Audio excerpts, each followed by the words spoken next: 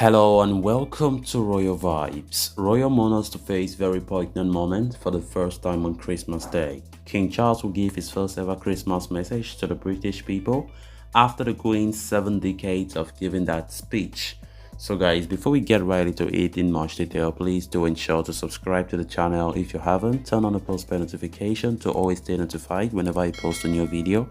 Consider liking the video and please watch it right up to the very end. Royal mourners may grow emotional at Christmas in a moment that will likely see tears and nostalgia, Daily Mail's columnist and royal biographer Robert Hartman said. For the first time in almost 70 years, Queen Elizabeth II will not be giving the traditional Christmas message to British people. King Charles will take on that role as the new monarch.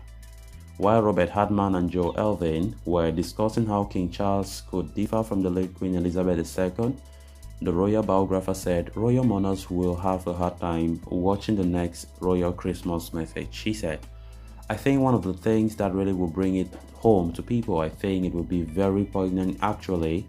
It will be at 3 p.m. on Christmas Day, they will turn on the telly and it's not her, Queen Elizabeth.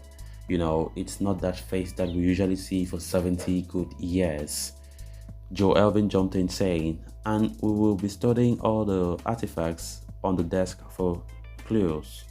Queen Elizabeth II gave her final Christmas message in 2021 as she marked the death of her consort, the Duke of Edinburgh, who passed earlier that year. Referring to the second year of the pandemic and the death of her late husband, the late monarch then said, "Although it's a time of great happiness and good cheer for many, Christmas can be hard for those who have lost loved ones. This year especially, I understand why." She thanked her subjects for the warmth and affection shown in the tributes to the Duke of Edinburgh's life, saying she had drawn great comfort from them.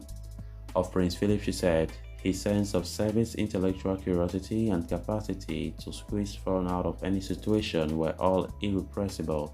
That mischievous, inquiring twinkle was as bright as the end as when I first set eyes on him." During her lifetime, the Queen did not miss one single Christmas message broadcast every year to the British people to reflect on the passing year and challenges the Union is facing. As she rose to the throne in 1952, she delivered her very first Christmas message from the same desk and chair used by her father and grandfather before him. She thanked her people for their devotion and affection during the early months of her rule and spoke of carrying on the Christmas broadcast tradition that King George V and George VI had passed down to her. She also pledged to continue the mission to bring the people of the empire together. She also referred to the British Commonwealth and empires as an immense union of nations that was like as a family and which can be a great power of good, a force which I believe can be an immeasurable benefit to all humanity. Another broadcast Christmas message that marked the Queen was her speech back in 2002, when she reflected on her personal loss following the death of her sister, Princess Margaret, and mother, Queen Elizabeth, the Queen Mother, that year in February and March respectively, and the comfort she received from her faith and tribute of others. With her 69 annual Christmas messages, the Queen, as the longest-serving monarch, represented the constant in British political and social life amid global and domestic challenges. Robert Hartman expects King Charles' Christmas message to be a big moment, as the country will see the longest-serving heir to the throne address the Union for the very first time.